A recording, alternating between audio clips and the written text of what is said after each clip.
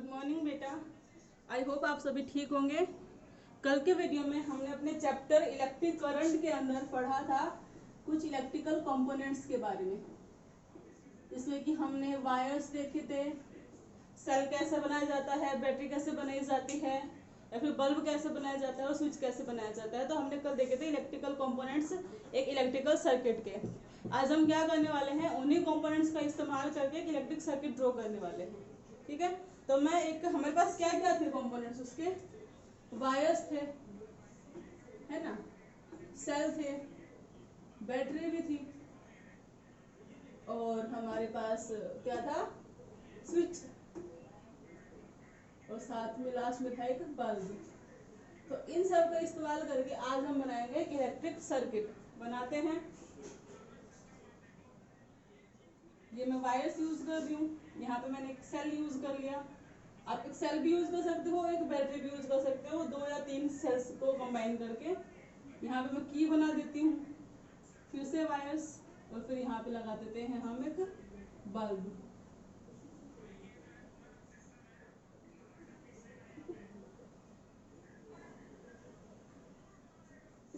अब देखो फिर, और ये बैटरी का पॉजिटिव टर्मिनल, ये बैटरी का नेगेटिव टर्मिनल। ये क्या हमारे वायर्स है, ये बैटरी सेल है, ये हमारा स्विच है, और ये बल्ब है। अभी फिलहाल देखो ये स्विच कैसा है, ऑन है या क्लोज्ड है। ओपन वाला है ना, हम क्लोज वाले भी बना के दिखाते हैं।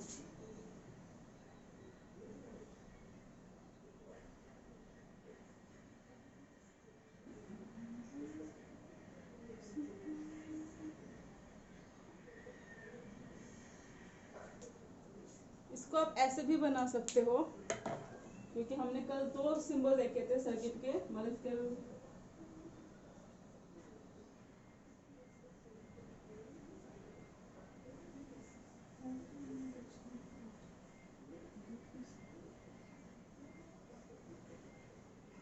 ये स्विच का सिंबल था, कल 2 सिंबल देखे थे ना हमने स्विच के, वही है बस, ये और कुछ नहीं है।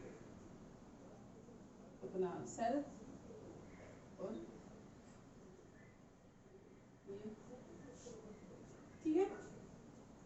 तो देखो हमने क्या क्या यूज करा, हमने यहाँ पे हमने वायर्स यूज करे हैं, सेल यूज करा है, स्विच यूज करा है, और बल्ब यूज करा है। तो चारों में हमने यही यूज करा है ना। सेल की जगह पे अगर आपको ज्यादा इलेक्ट्रिक करंट की रिक्वायरमेंट होती है तो हम 2 या 3 सेल यूज करके एक बैटरी का भी इस्तेमाल कर सकते हैं। ठीक है, तो डिपेंड करता है आपको क्या ग्लो कराना है। हमें ग्लो कराना है एक छोटा सा बल्ब, और जो बल्ब है वो एक सेल से आराम से ग्लो कर सकता है। ठीक है, तो अब हम क्या करने वाले हैं, फिलहाल देखो क्या है, हमारा जो स्विच है ना वो ऑन है। स्विच अगर ऑन होगा हमारा, तो हमें पता है बैटरी के पॉजिटिव टर्मिनल से करंट निकल के नेगेटिव टर्मिनल तक फ्लो करता है। ठीक है, तो करंट यहाँ से निकलना शुरू करेगा, इलेक्ट्रिक करंट बैटरी के या फिर सेल के पॉजिटिव टर्मिनल से निकलना शुरू करेगा, ऐसे जाएगा इन कनेक्टिंग वायर्स के थ्रू होते हुए, है ना, फ्लो करता रहेगा आराम से। अब देखो क्या है, यहाँ पे हमारा जो कनेक्टिंग वायर्स है, जो स्विच है वो कैसा है, ओपन है, यानी कि सर्किट हमारा कंप्लीट नहीं है।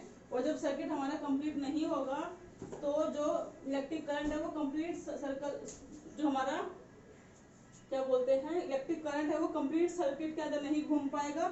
इसलिए हमारा जो बल्ब है वो ग्लो नहीं कर पाएगा। यानी कि इस केस में क्या होगा, बल्ब ग्लो नहीं करेगा, बल्ब डज नॉट ग्लो। दूसरा देखो इसमें क्या है, इसमें हमारा सर्किट क्लोज है, यानी कि सर्किट हमारा कंप्लीट है, स्विच क्लोज है, सर्किट कंप्लीट है, तो इलेक्ट्रिक करंट निकलेगा हमारे बैटरी के पॉजिटिव टर्मिनल से। ठीक है, ऐसे करंट निकलना शुरू हुआ, इस वायर में से गया, ऐसे जाते हुए यहाँ तक पहुंचा। अब देखो क्योंकि सर्किट हमारा कंप्लीट है तो करंट यहाँ से इधर भी पहुंच जाएगा और नेगेटिव टर्मिनल तक चला जाएगा, यानी कि करंट हमारे पूरे सर्किट में से इजीली फ्लो कर पा रहा है। तो ऐसे केस में जो बल्ब है वो ग्लो करना शुरू कर देगा, यानी कि इस केस में बल्ब हमारा ग्लो करेगा, बल्ब ग्लो करेगा। ठीक है, इतनी बात समझ में आई सभी को। अब देखो दूसरा भी यही है, इसमें हमारा सर्किट कैसा है, ओपन है ना। तो सर्किट ओपन है तो इलेक्ट्रिक करंट पूरे सर्किट में से फ्लो नहीं कर पाएगा, तो यहाँ पे भी बल्ब ग्लो नहीं करेगा। और इसमें सर्किट हमारा क्लोज है तो इलेक्ट्रिक करंट आराम से फ्लो करेगा पूरे सर्किट में से, और जो हमारा बल्ब है वो इजीली ग्लो करेगा। इसमें ग्लो करेगा।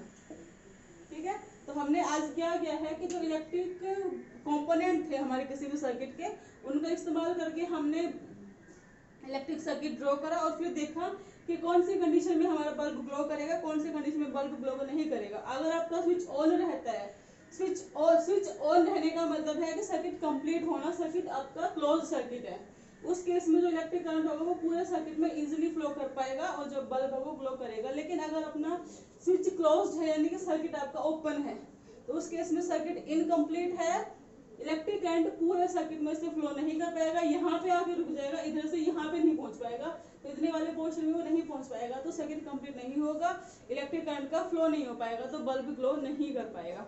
ऐसे ही ये वाले केस भी है, मतलब स्विच का ये वाला सिंबल भी है, ये वाला सिंबल भी है। ठीक है, जो आपको अच्छा लगे वो वाला आप इस्तेमाल कीजिए।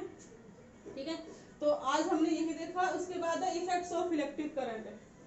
अगला जो टॉपिक है हमारा वो है effects of electric current.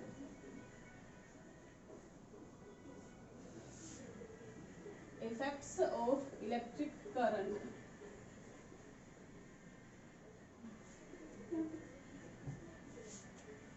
Effects of electric current.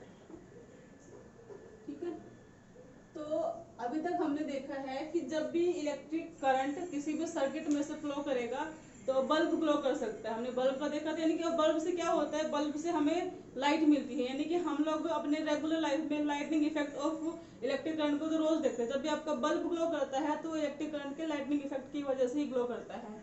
Lightning effect के अलावा भी हमारे बल्ब से, हमारे इलेक्ट्रिक करंट से दो और इफेक्ट होते हैं, जो कि होते हैं इलेक्ट्रिक और मैग्नेटिक इफेक्ट। ठीक है, यानी कि इलेक्ट्रिक करंट के जो दो अलग इफेक्ट है हमारे, वो है electric effect, sorry heating effect, वो हीटिंग इफेक्ट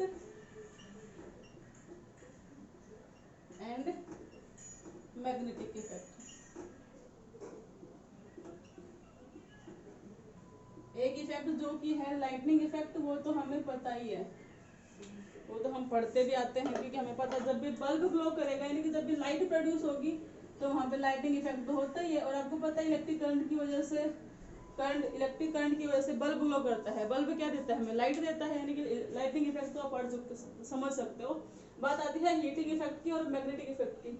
हीटिंग इफेक्ट को भी हम समझ सकते हैं, आज बस हल्का सा इसका डिस्कशन करेंगे, कल इसको डिटेल में पढ़ेंगे। देखो, जैसे आपके घर में बल्ब होता है, CFL होता है, फिर कोई भी बल्ब होता है, उसको आपने जला दिया, ठीक है, जलने के मान लो वो 2 घंटे तक लगातार वो ग्लो करता रहा, उसके बाद उसको आप टच करके देखना, बल्ब ग्लो हो, गर्म हो जाता है ना, उसी को हम बोलते हैं। वो गर्म क्यों हो रहा है, क्योंकि उसके पास इलेक्ट्रिक करंट पहुंच रहा है, उस इलेक्ट्रिक करंट की वजह से थोड़ी बहुत इलेक्ट्रिक एनर्जी लाइट एनर्जी में कन्वर्ट हो रही है, कुछ इलेक्ट्रिकल एनर्जी हीट एनर्जी में कन्वर्ट हो रही है, उसी हीट एनर्जी की वजह से हमारा बल्ब ग्लो करता है, और इसी को हम बोलते हैं heating effect of electric current. उसके बाद अगला है मैग्नेटिक इफेक्ट। अब मैग्नेट्स क्या होते हैं, मैग्नेट्स तो कुछ मैग्नेटिक सब्सटेंसेस को, जैसे कि आयरन हो गया, निकल हो गया, इन सबको भी तरफ अट्रैक्ट करता है ना। तो क्या इलेक्ट्रिक करंट भी किसी को भी तरफ खींचता है ना। तो इसकी बात ये हुई कि जो इलेक्ट्रिक करंट है वो मैग्नेटिक इफेक्ट भी शो करता है, यानी कि वो कुछ सर्टेन एलिमेंट्स को भी तरफ अट्रैक्ट करता होगा। ठीक है, तो आज तो ये जनरल डिस्कशन था, कल हम पढ़ेंगे डिटेल में मैग्नेटिक इफेक्ट और heating effect of electric current. आपका काम ये है कि जो आपका ये देखो इलस्ट्रेशन में सर्किट डायग्राम दिखा रखा है, आपको कॉलम दिखा रखी है ये वाला,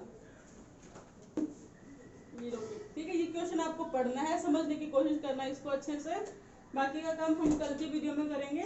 थैंक यू।